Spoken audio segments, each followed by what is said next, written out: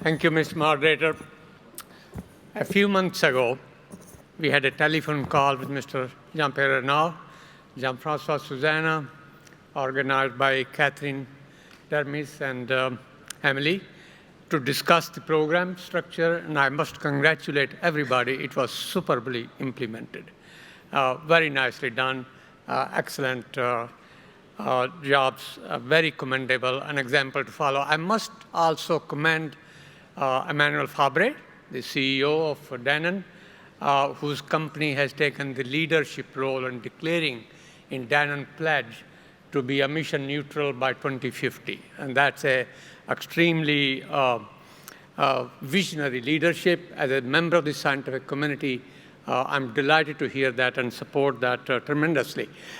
Just very briefly to discuss where we have been and where we might be in future and how to get there, I'd like to mention a couple of things, such as the per capita land area, because of increase in population, is already reaching the peak, like we call the peak oil, peak mineral, peak soil.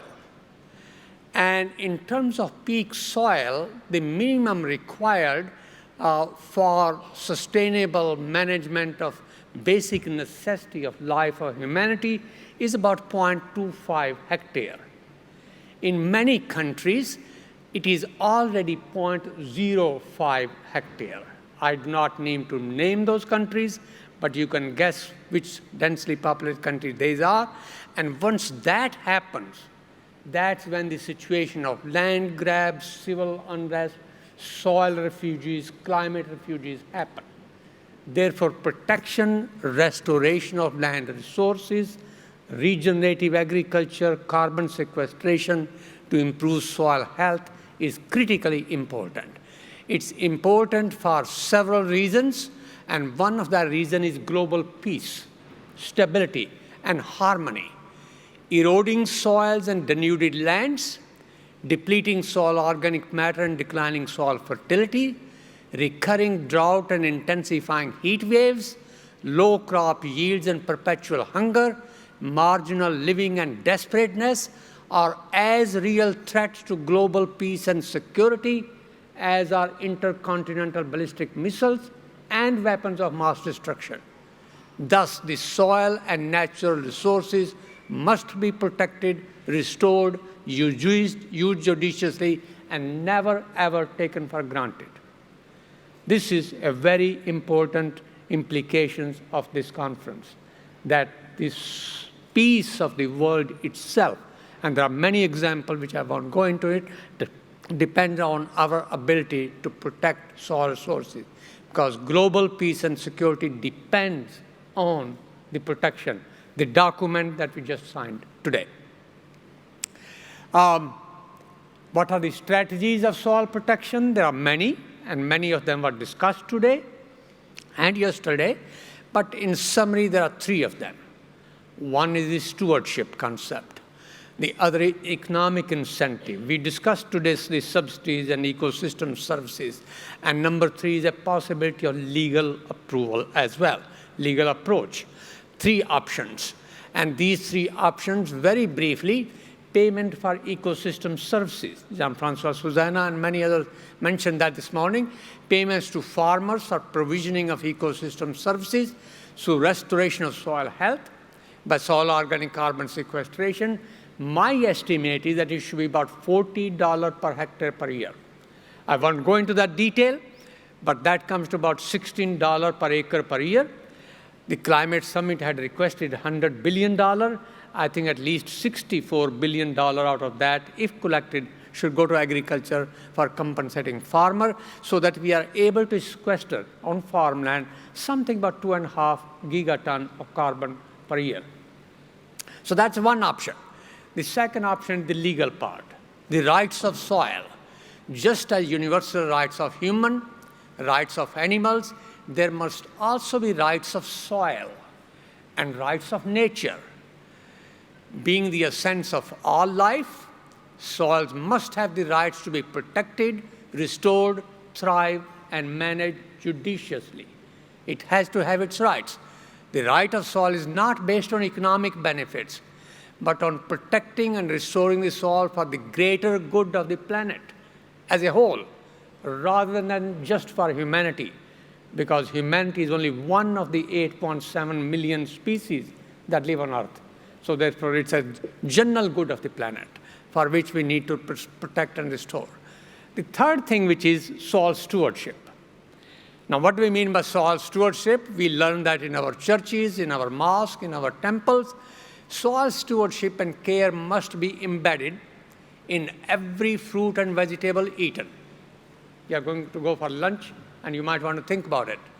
In each grain ground into the bread consumed, in every cup of water used, in every breath of air inhaled, in every scenic landscape cherished. That really means that if we destroy these services, there must be a cost. And cost to who? It was mentioned this morning, to the consumer, you and me.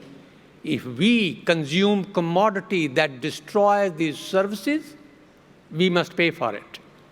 And that payment, should the price food we eat reflect the degradation of those services in producing it.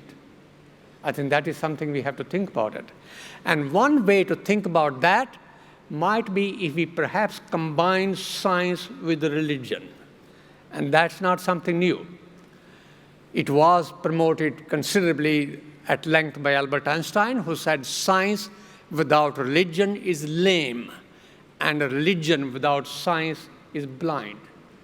Perhaps it might be important for the scientific community and us, myself, to also reach out to the religious community to see how can we promote the cattle per mill, or Planet A, or carbon sequestration, regenerative agriculture. It's not a new concept. Let me share you already what our scriptures say about soil health and its management. Number one, Judaism. The word homo, man, is derived from the Latin word humus, or the decomposed organic matter in soil, which is the essence of all terrestrial life. The Hebrew phrase tukun olam means repairing or restoring the world. Hinduism, human body is made of kshati, jal, pavak, gagan, samira, 5 elements. Soil is one of them. Never ever desecrate them. Sikhism, something I'm very familiar with. Paun guru pani pita mata dhartam hat. Paun guru, wind, is the guru, teacher. Pani, water, is father. Mata, mother, dhart, dhara, soil, mahat, the greatest. Soil is the greatest of the mother. That is Sikhism. Buddhism, one should not break even the branch of a tree that has given it shelter. Extremely well done. Christianity, the word Adam, many of you have your name Adam, is derived from the Hebrew word Adma, meaning earth or the soil.